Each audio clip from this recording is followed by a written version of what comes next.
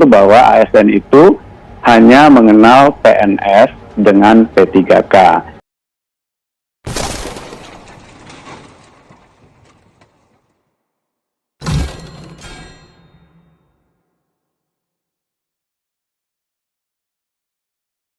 Menteri Pak Alex gitu. Tapi itu kita mencari jalan keluar bersama. Yang saya tahu tuh 123.000 itu yang tercatat waktu itu K2 yang tersisa. Tetapi memang kan kita itu membutuhkan lebih dari 1 juta karena memang honorer sekian lama yang tidak direkrut guru. Kalau guru memang faktanya kekurangan guru itu Pak Denny tahu betul. Yang pertama. Yang kedua adalah saya membaca bahwa ini akan ada terobosan ya. Jadi saya berharap bahwa ini akan diselesaikan honorer kalau guru kan nggak bisa ditunda ya untuk masa depan bangsa. Yang ketiga adalah bahwa memang tadi disebutkan bahwa kebutuhan 1 juta yang mendaftar 500.000. Saya kebetulan sudah banyak berkomunikasi dengan berbagai pihak, dengan kepala daerah, dengan Komisi 10, dengan teman-teman. Mengapa ini terjadi? Ya karena mereka katanya DAU-nya nggak ditingkatkan, jadi mereka kesulitan untuk membayar. Kalau ternyata tidak ada alokasi khusus di dalam hal penggajian. Jadi problem-problem itu lah Pak Denny lah yang tahu. Yang pasti begini, bahwa kalau memang 1 juta dan 2023 dan kebutuhan guru itu 1 juta sekian, diutamakan mereka yang jadi bukan hanya yang berusia tetapi juga yang memiliki pengalaman, karena ada juga Pak yang usianya 35 tahun baru ngajar 2 tahun gitu kan, karena pindah dari satu tempat. Itu menjadi prioritas dan saya kira PGRI sudah melakukan berbagai komunikasi ya, kita sama-sama mencari jalan keluar. Tapi memang persoalan guru harus diselesaikan. Saya kira teman-teman guru, terutama guru negeri yang kemarin shock betul tiba-tiba karena sertifikasi itu 100% afirmasi, terus guru-guru kami yang di swasta ya mohon dikembalikan lah itu. Dan selanjutnya direkrut dengan kualitas dan pengabdian. Itu kita sangat berharap dan terutama menghargai yang mereka yang pengabdian yang lama dan juga di daerah 3P ya Pak Denny. Jadi mohon DAU-nya ditambah gitu supaya nggak ada alasan untuk tidak didaftarkan semua, terus formasinya ya sesuai kebutuhan. Kemudian juga memperhatikan kondisi honorer sekolah negeri yang sudah mengabdi lama gitu. Jadi saya juga ingin sekali dialog dengan Pak Denny off air karena dulu kita sebelum pandemi sering berdialog dengan Pak Menpan. Pak Menpan sebelumnya, saya Pak Cahyo juga orangnya sangat baik ya. Itu untuk menyelesaikan beberapa hal. Jadi kalau kita mau menguji sebenarnya adalah 2 hal syaratnya adalah memberikan kesempatan bahwa dengan model sekarang bahwa pendidikan itu adalah terbuka, akses belajar itu di mana saja, maka dedikasi dan komitmen itu yang paling mahal sebenarnya. Kemudian yang berikutnya adalah perhatian kepada daerah 3T. Jadi saya harap untuk pendidikan dapat diselesaikan. Kalau nanti sampai 2023 ada terobosan untuk memenuhi kawan-kawan guru yang sudah mengabdi lama ya. Baik. Ini boleh kita ngobrol. Oke, baik.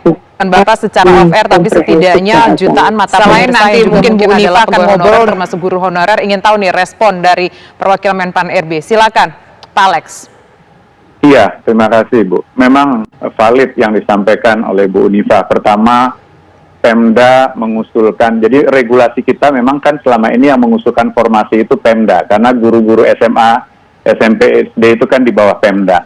Nah, Pemda mengusulkan sesuai dengan DAU-nya.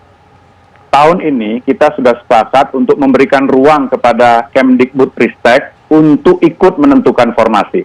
Jadi formasi secara nasional, helikopter view-nya kan sebetulnya Mas Menteri Nadiem sudah tahu, saya butuh 1 juta gitu. Tetapi karena anggaran di Pemda dianggap tidak cukup, akhirnya hanya separuh yang diusulkan.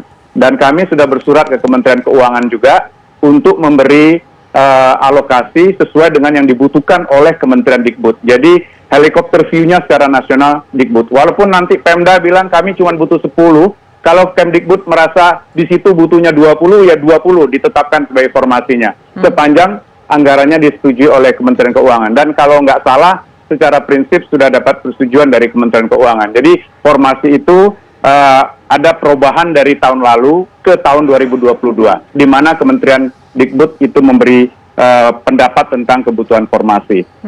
Nah, kedua mengenai seleksinya barangkali, ya kami pendapat sekali Ibu, kawan-kawan guru, Bapak Ibu guru yang sudah mengabdi sekian lama di sekolah, apalagi daerah-daerah terpencil, itu harusnya kita berikan proses yang berbeda begitu. Ini juga sedang kami godok, karena kalau prosesnya kita lakukan secara rekrutmen yang normatif, dengan setiap tahun kita menurunkan passing grade, ternyata tidak menyelesaikan masalah. Yang ada adalah kualitas guru kita nanti secara nasional turun, karena passing grade-nya kita turunin terus. Jadi kami sedang melihat kemungkinan proses untuk kawan-kawan guru honorer ini yang berbeda dengan rekrutmen baru. Karena di korporasi biasa itu, orang yang direkrut baru dengan orang yang sudah magang, ya prosesnya barangkali bisa kita bedakan gitu. Nah, kami sedang lihat payung hukumnya untuk melakukan perubahan-perubahan dalam proses seleksinya. Karena memang kalau solusinya hanya dengan menurunkan passing grade dan berharap mereka itu lulus, ternyata selama sekian tahun solusi itu tidak berhasil kita penuhi begitu. Nah, itu terkait dengan guru. Guru adalah pelayanan dasar, prioritas pemerintah peningkatan SDM. Kami mencurahkan fokus kami untuk mencoba menyelesaikan persoalan ini. Termasuk tenaga kesehatan, karena saat ini kita sedang berada dalam pandemi yang kita belum tahu usainya kapan. Tetapi saya juga tidak mau PHP kepada teman-teman yang pekerjaannya bersifat administratif. Ya, ini juga harus didengar oleh masyarakat umum bahwa betul kita sudah bekerja lama begitu, tetapi ini masih ada waktu nih 2 tahun untuk mencoba meningkatkan keahlian kita, kemampuan kita yang lain. Saya yakin ya kalau ada niat belajar, insya Allah jalannya ada begitu. Kami pernah punya pengalaman di korporasi untuk melakukan upskilling atau reskilling kepada kawan-kawan yang dianggap ya tidak punya harapan. Ternyata mereka mempelajari sesuatu yang baru dan skillnya kemudian bisa dimanfaatkan untuk pekerjaan yang lebih bernilai tambah. Tidak harus di perusahaan yang sama, tidak harus menjadi ASN, tetapi yang paling penting adalah kita meningkatkan taraf hidup teman-teman karena kemampuannya meningkat dari waktu ke waktu. Singkat saja Pak Alex, kalau administratif tadi kita mendengar curahan hati dari mereka yang merupakan tenaga honorer administratif tadi itu, usianya macam-macam Pak Alex, ada yang 41, ada yang usia 45. Apakah ini juga akan ada pengecualian untuk mereka yang honorer saat ini bekerja di bidang administratif? Iya, sekarang ini kita lagi mengkaji serius ya. Untuk pekerjaan administratif secara menyeluruh, diperkirakan dengan adanya digitalisasi 4-5 tahun ke depan, itu jumlahnya harusnya negatif growth. Kan nggak lucu kita going digital, tapi tenaga administratifnya bertambah. Nah, kami harus mapping dulu yang mau pensiun dan lain-lain ya, seperti apa, sebanyak apa yang bisa menampung untuk teman-teman yang ada sekarang ini melakukan pekerjaan-pekerjaan administratif. Tetapi terlalu dini untuk kami berjanji karena fokus priority saat ini adalah ke pelayanan dasar. Baik, terima kasih Deputi Bidang SDM Menpan RB Pak Alex dan juga Ketua Umum PGRI Ibu Uni Hanifah Rosyidi. Selamat sore. Belasan tahun sebetulnya kita cicil-cicil ya. Sejak 2005 sampai dengan 2013 itu sudah lebih dari 1 juta tenaga honorer itu dikonversi menjadi ASN. Jadi kita ingat dulu pada waktu 2007 itu sebetulnya sudah ada PP 43 2007 yang melarang instansi pemerintah untuk merekrut tenaga honorer atau sejenisnya. Dan karena itu waktu itu lebih dari 900.000 tenaga honorer itu kemudian dialihkan menjadi PNS. Ya, lebih dari 860.000-nya berhasil dialihkan, 60-an ribunya itu karena ada persyaratan yang tidak dipenuhi, kemudian tidak bisa dialihkan. Nah, persoalannya adalah dari tahun ke tahun, begitu didata ulang, datanya membengkak terus. Jadi, didata ulang, kemudian hampir 11 kali lipat membengkak menjadi kembali ke 600-an ribu. Karena itu melalui Undang-Undang ASN nomor 5 2014 sebetulnya sudah diatur bahwa ASN itu hanya mengenal PNS dengan P3K. Jadi memang terminologi honorer ini tidak dikenal. Dan setiap tahun kita selalu, setiap kali ada penerimaan ASN, itu selalu memberikan kesempatan pertama kali kepada tenaga honorer untuk ikut seleksi.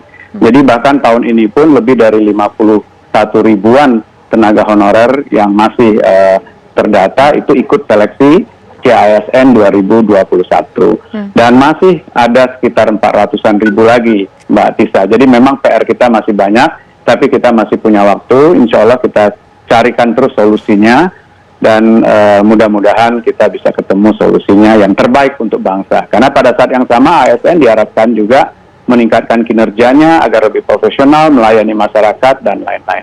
Begitu, Pak Alex, Mbak. ini cukup menarik. Ada 400 ribu lagi yang pada saat ini masih menjadi tenaga honorer, begitu. Tetapi kuota yang bisa ditampung, kalaupun ada seleksi ini, berapa banyak kuota yang bisa menampung dari 400 ribu itu, Pak Alex? Nah, sebetulnya dari 400 ribu itu tenaga pendidiknya sekitar tersisa 123 ribuan ya, 123.500. Kemudian masih ada tenaga kesehatan sekitar 4.700-an, tenaga penyuluh 2.300-an. Dan 279 ribu lebih itu adalah tenaga administrasi. Nah, kalau bicara guru, sebetulnya kebutuhan guru kita masih sangat banyak ya. Kementerian Pendidikan itu tahun ini saja sebetulnya menyatakan kita masih butuh 1 juta guru untuk direkrut. Tetapi Pemda-Pemda kan mengusulkannya hanya sekitar 500-an ribu ya. Jadi kami akan terus mendorong dengan teman-teman di Kemdikbud untuk mendapatkan kuota yang lebih banyak lagi di tahun 2022. Nah, persoalannya adalah di tenaga administrasi, Mbak Tisa. Tenaga administrasi ini kan melakukan pekerjaan-pekerjaan yang lebih sederhana, ya, repetitif, dan ini melalui digitalisasi menuju SPBE, ya, sistem pemerintahan berbasis elektronik. Tentu pekerjaan-pekerjaan semacam ini akan terdisrupsi pelan, cepat atau lambat begitu. Nah, ini PR kita. Tentu kita bersama-sama, nggak bisa hanya Menpan RB membuat kebijakan, tetapi tenaga honorernya sendiri juga harus berani mempelajari hal-hal baru ya, meningkatkan kompetensinya, sehingga untuk yang memenuhi kualifikasi bisa jadi ikut seleksi untuk jabatan-jabatan yang lain. Jadi kami berharap kita semua ikut memperbaiki kualitas ASN bersama-sama, dan on top of itu semua sebetulnya kan tidak semua pekerjaan harus dikerjakan oleh aparatur sipil negara ya. Jadi ada pekerjaan-pekerjaan yang barangkali memang tidak perlu aparatur sipil negara melakukannya begitu. Karena tadi beban APBN kita besar sekali.